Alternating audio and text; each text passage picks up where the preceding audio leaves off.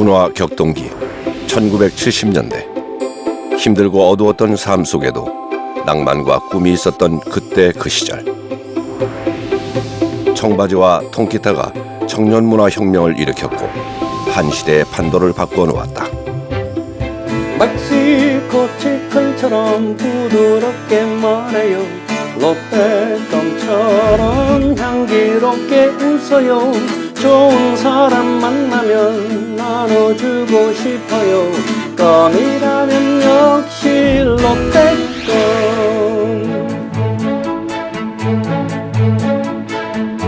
그 시절 국민들의 친근한 먹거리 하나가 탄생한다. 1972년에 출시된 롯데껌. 입을 향기롭게. 그래서 그게 데이트를 쳐서 오늘이 롯데 왕국이 된 것이죠. 롯데를 알리기 위한 마케팅. 미스 롯데 선발대회는 훗날 기라성 같은 배우들을 배출하는 스타 등용문으로 자리매김했다. 미스코리아의 그런 것들처럼 저희 미스 롯데도 거기에 대한 그 자부심들이 굉장히 대단하고, 그리고 미스 롯데라는 거는 그 나이 또래만 할 수 있는 그때 그 어떤 좋은 추억과 자부심을 느낄 수 있는 그런 대회였었기 때문에 더 의미가 있는 것 같고요. 껌에서 유통업을 아우르는 거대 기업이 된 롯데. 세계 5위에 오르기까지 롯데그룹은 어떤 길을 걸어왔을까? 90이 넘은 나이에도 왕성한 활동을 펼치고 있는 신교코 회장.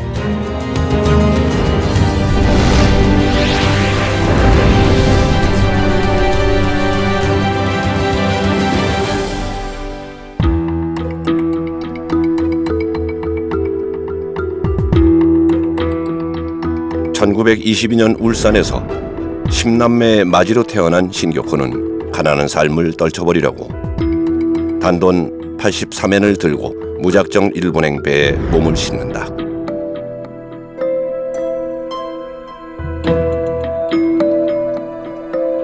경비가 삼엄한 일제강점기 때는 한국인이 일본에 오는 것을 곱게 보지 않았기에 신교코는 한국인이란 이유만으로 무차별적인 고문을 당하게 된다.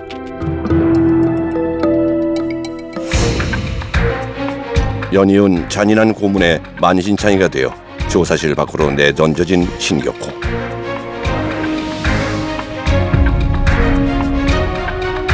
치욕을 갚는 길은 성공뿐이라는 것을 다지게 된다. 아마 그 당시 일제강점기 시절이니까 조선인을 쉽게 때리고 고문하거나 좀 그런 경우가 있었을 거예요, 분명히. 그걸 당하고 나서 아마 고심을 했을 겁니다. 내가 일본인으로 살 수는 없겠구나. 그 경험 때문인지 일본에 적극적인 귀환은 안 한 걸로 알고 있어요. 피부치 하나 없는 낯선 일본 땅에서 신교코는 타고난 부지런함으로 주어진 새벽 우유 배달을 해낸다. 경제적으로 자립할 수 있는 힘을 키워나갔던 것이다.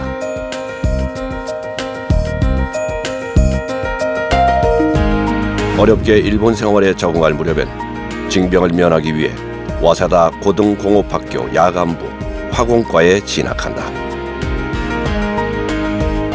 신교코 회장이 그 와세다 대학교 화공학부로 들어갔는데 결국 그 당시 전쟁을 피하기 위해서 들어갔습니다. 근데 그것이 결과적으로는 자신의 사업을 하는데 밑바탕이 된 지식이 되었습니다. 결국 그것은 결국 신의 한 수라고 할 수 있죠. 1942년 어느 날 평소 부지런한 신교코를 눈여겨보던 일본인 하나미스 씨는 사업을 제안하게 된다. 당시로선 일본인이 먼저 한국인에게 사업을 제안하는 것은 극히 드문 일. 일본인 노 사업가는 청년 신교코의 무한한 잠재력을 알아봤던 것이다. 젊은 친구가 너무 열심히 하는 걸 보고 이 친구한테 사업 자금을 빌려주더라도 띄거나 이러지는 않겠다. 그렇게 해서 그때 당시 돈 지금까지는 정확히 얼마 될지 모르겠는데 6만 랭을 빌려서 그 커터 오일 그 뭐냐 하면은 그 선방용 그 기계를 자르고 그리고 이것을 다듬는 그 오일을 만드는 공장을 차리게 된 거죠.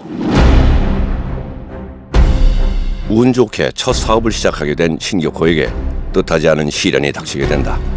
2차 세계대전 중 미군의 폭격으로 공장이 소실되어 거액의 빚만 지게 된 것이다. 당시 이제 해방이 됐는데도 불구하고 한국으로 안 돌아온 거는 한국으로 가봤자 역시 가난을 못 면하니까 기왕 어렵게 이제 일본에 와서 자기는 일본서 성공하고 돌아가겠다. 그러던 어느 날 드디어 신격호의 인생을 바꿀 기회가 찾아온다. 친구에게 받은 껌 한 통. 난생 처음 껌을 씹게 된 신격호는 달콤한 맛과 입가에 퍼지는 향에 놀라게 된다. 껌 사업을 결심하게 된 것도 이때다.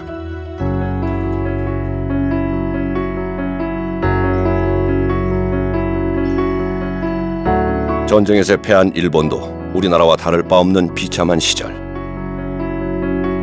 거리엔 미군이 주는 껌을 받기 위해 구걸을 하는 아이들로 가득했다. 모두가 가난했던 시절의 암울한 풍경이기도 하다. 그 껌 장사 같은 경우는 무슨 자본이 거의 필요치가 않잖아요. 자본이. 그러니까 쉽게 집에서도 만들 수 있는 비즈니스라 뛰어들지 않았냐. 그러고 나서 불과 뭐 한 5년 만에 일본에 그야말로 혜성처럼 등장한 껌 메이커가 돼버리지.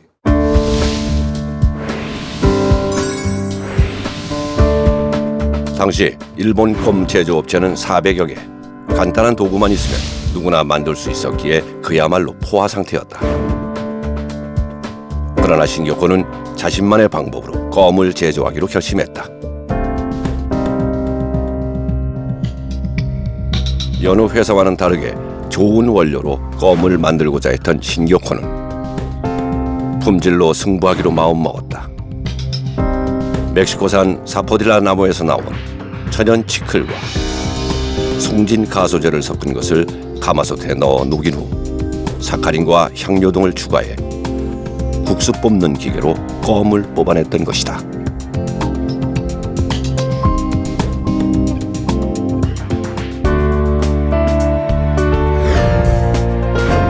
1년의 과정을 통해 탄생한 롯데껌 스피아민트.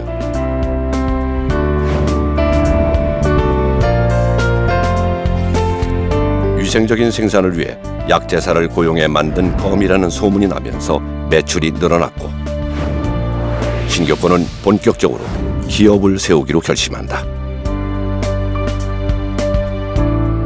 그때 마침 일본에서는 그 치클 그 향을 수입 금지 품목이었거든요. 그걸 풀어냈습니다. 그걸 풀어내 가지고 스페어민트 껌을 만들어냈습니다. 그게 대히트를 쳤는데 그때 히트 칠 때 이 모토랄까 이게 나오는 슬로건이 뭐냐면 입이 향연이었습니다. 입을 향기롭게. 그래서 그게 대히트를 쳐서 오늘이 롯데의 왕국이 되는 것이죠. 기업 사명을 고민하던 신격호. 한때 소설가를 꿈꿀 정도로 문학 소년이었던 그는 예전에 읽었던 소설 젊은 베르테르의 슬픔에 나오는 주인공의 연인 샤롯데를 떠올렸다. 독일의 괴테가 쓴 젊은 베르테르의 슬픔이란 책에서 큰 감명을 받았다고 합니다. 특히 그 여주인공이 그 샤롯데라는 주인공인데 결국 젊은 그 베르테르를 자살로 몰고 가게 된 그 주인공이죠. 그 샤롯데처럼 모든 이의 사랑을 받는 그룹을 만들고 싶다. 그런 기업을 되고 싶다라고 해서 샤롯데에서 샤를 빼고 롯데라는 이름을 지었다고 합니다. 기업 설립 이후 롯데는 승승장구했다. 그러나 일본에서의 성공을 고깝게 보던 경쟁업체의 방해 역시 갈수록 심해지는 것이 문제였다. 특히 당시 업계 부동의 1위 자리를 지키던 하리스가 롯데의 추격을 견제해 맹공격을 퍼부었던 것이다. 조생징이 만든 껌이다. 롯데가 일본 제과업계를 무너뜨리려 한다. 계속되는 하리스의 공격은 신격호를 더욱 승부욕에 불타게 만들었다. 일본 사람 입장에선 한국 사람이라 그러면 조생증이라고 그러잖아요. 그런 이제 하찮은 이제 이류 인간들이 지네 사회에 와서 뿌리를 내린다. 이거 좋게 볼 사람 별로 없지. 도전이 필요한 상황이었다. 롯데는 껌 포장 안에 1천만 원의 추천권을 넣어 광고함으로써 하리스에게 반격을 가했다. 결과는 대성공. 드디어 하리스를 제치고 일본 제1의 종합과자 메이커로 성장하게 된 것이다. 일본에서 사업을 전쟁처럼 생각해 결국 승리한 신격호. 한일협정 이후 고국인 한국에도 사업을 벌인다. 자본금 3천만 원으로 설립한 롯데제과 주식회사. 이는 곧 한국 롯데의 시작이었다. 한국으로 들어온 롯데는 제과업계들의 긴장감을 불러일으켰다. 상점에 가득한 롯데제과의 상품들, 껌에 이어 초콜릿과 과자 등은 우리 제과업계에 새로운 변화를 불러왔다. 이 롯데껌 달라요. 씹어보니까 맛도 월등하고 이게 그 씹을 때 그 부드러운 촉감 있잖아요. 이것도 달라요. 그래서 한번 맛을 본 소비자들은 거의 본능적으로 롯데껌을 찾는. 일단 지난해 롯데 제과만 보더라도 연매출액이 2조 2천억을 기록을 했습니다. 네, 평균적으로 한 개당 한 1,500원 정도의 판매가 되는 이제 껌의 판매량으로 만약에 환산을 해본다면 한 약 15억 개 정도로 추정이 되고요. 근데 이걸 롯데 그룹으로 확대시켜서 본다면 정말 어마어마한 양이라고 볼 수 있을 것 같아요.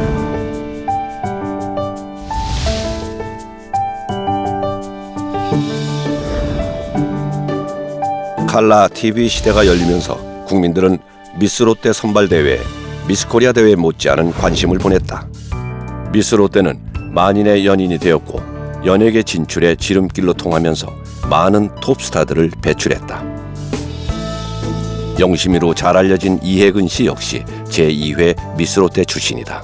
많은 여성들이 그 대회에 참가하고 싶어 했고 그 대회 출신의 그 여배우들은 굉장히 남들의 부러움을 사고 자부심을 느낄 만큼 그 당시에는 굉장히 좀 여성들 사이에서는, 그러니까 어린 그 여자 친구들 사이에서는 굉장히 그 부러움의 대상의 그런 대회였었어요.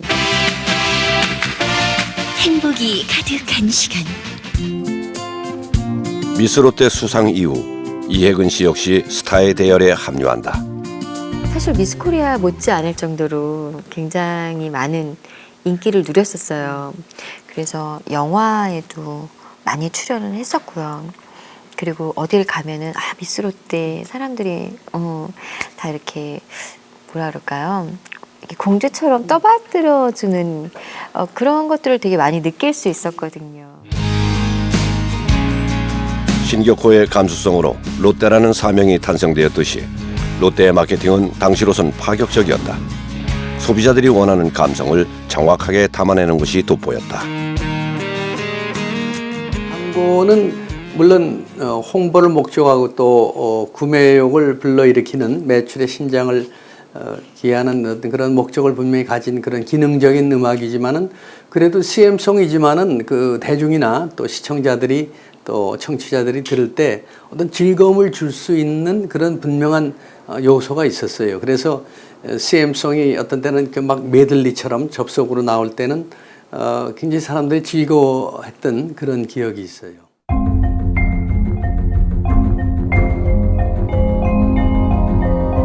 그러나 승승장구하던 롯데그룹에 치명타가 될 사건이 발생하게 된다. 전국을 들끓게 한 식품 사건이 터진 것이다.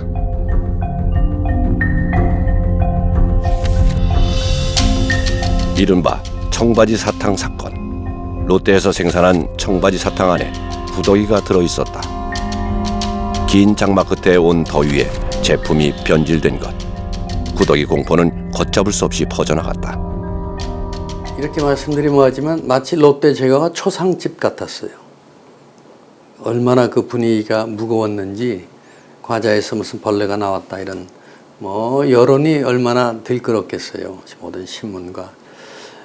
그때 이제 그 우리 선정과에서, 광고과에서 그 과장님하고 앉아서 그래서 우리가 이것을 어차피 시간이 지나야 되는 일이긴 하지만은 롯데 제과가 갖는 어떤 그런 좀 순수한 어떤 그런 좋은 이미지를 빨리 우리가 전해주는 게 필요하지 않겠습니까? 롯데의 공개적인 사과에도 불매 기사는 쏟아져 나왔다.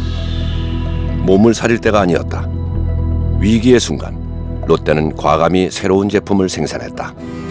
언덕 위에 아침 이슬 하도 맑았어 고스란히 모았어요 보석 사탕 바람결에 흩날리는 과일의 향기 롯데 보석 사탕.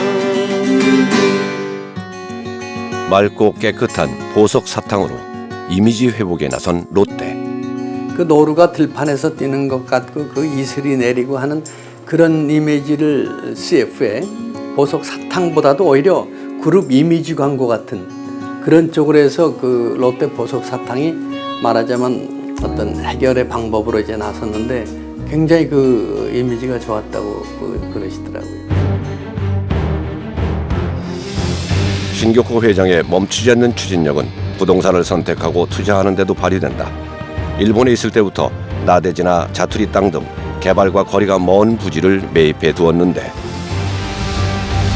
일본의 고도 성장으로 신격화가 사놓은 땅값이 치솟아 많은 시세 차익을 남기게 되었다. 부지 매입으로 거둬들인 수익으로 80년대 포브스 선정 세계 4위에 오르기도 했다.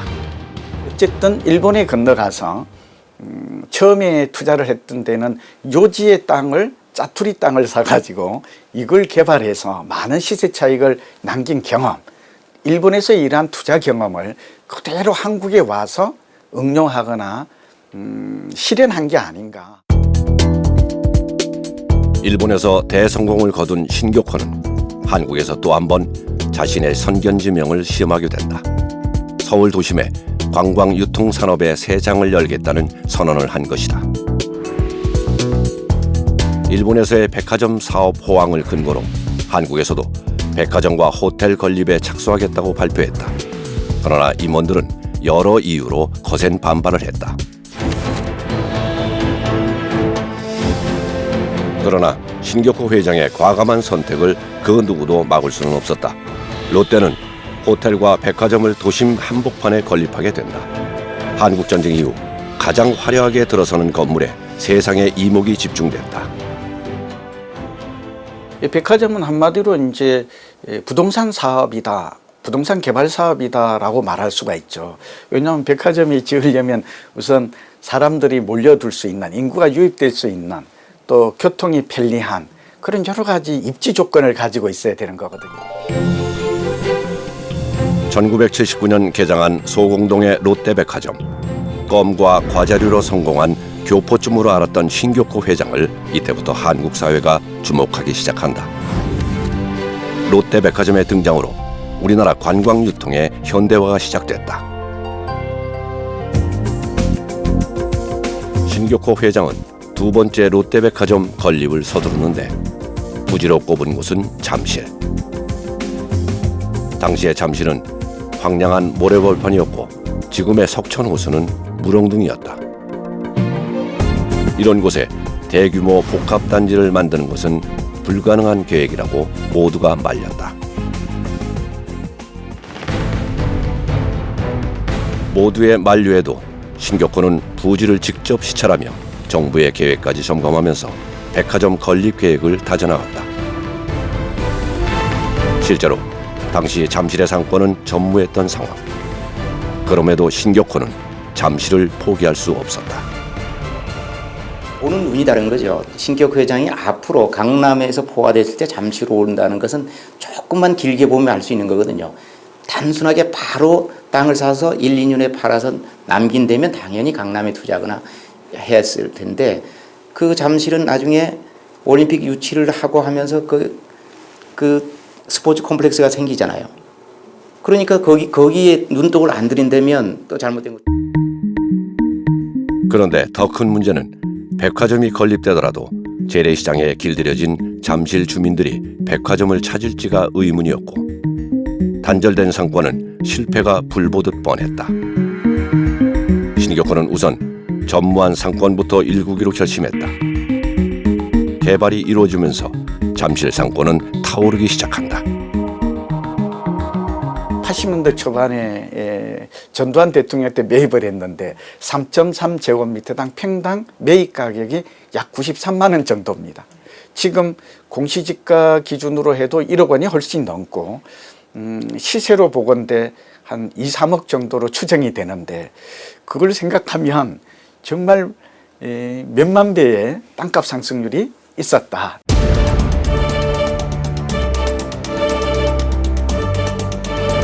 불가능해 보였던 것을 이뤄낸 잠실 롯데백화점.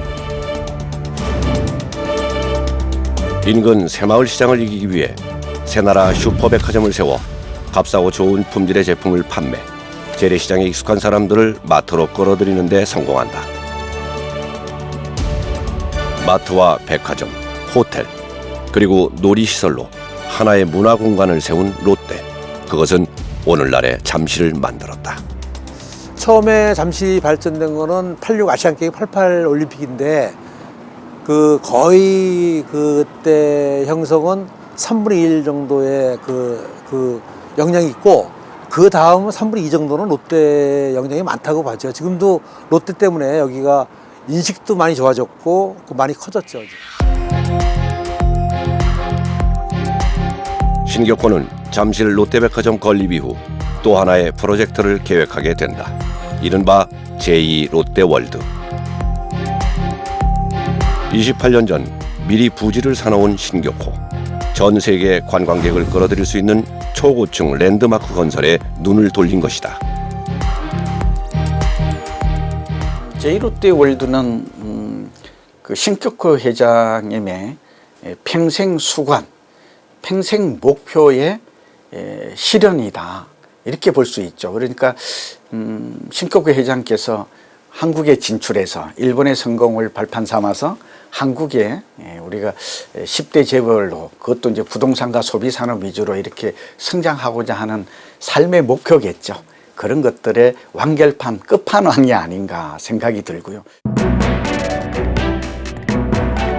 초고층 건물은 한 국가에서 시사하는 바가 크다. 프랑스를 대표하는 에펠탑처럼 제2 롯데월드를 서울의 랜드마크로 만들고자 30여 년 동안 23차례의 수정을 거치며 최종 설계도를 완성. 오로지 완공만을 바라오던 신격호 회장. 그러나 그의 이 바람만큼은 쉽게 이루어지지 않았다.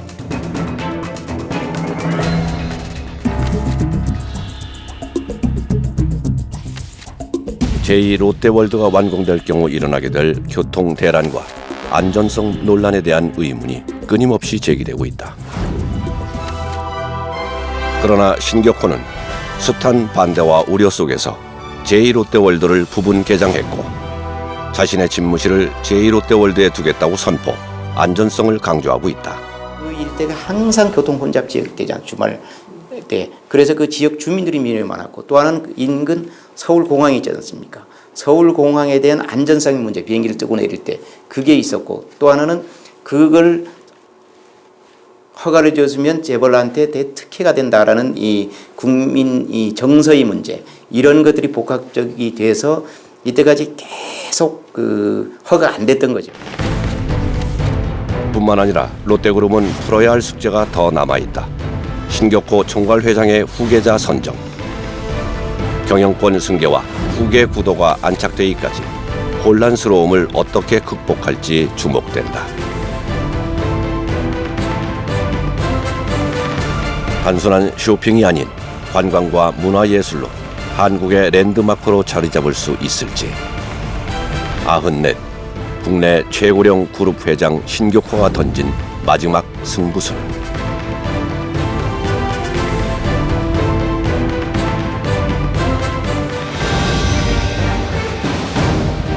껌으로 시작해서 재계 5위의 자리에 오른 롯데.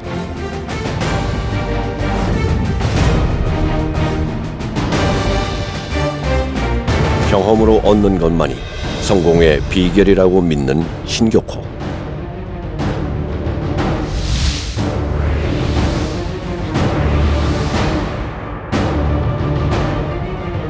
스스로 멈추기 전까지는 끝내지 않겠다는 집념으로 오늘도 그는 새로운 선택과 마주한다.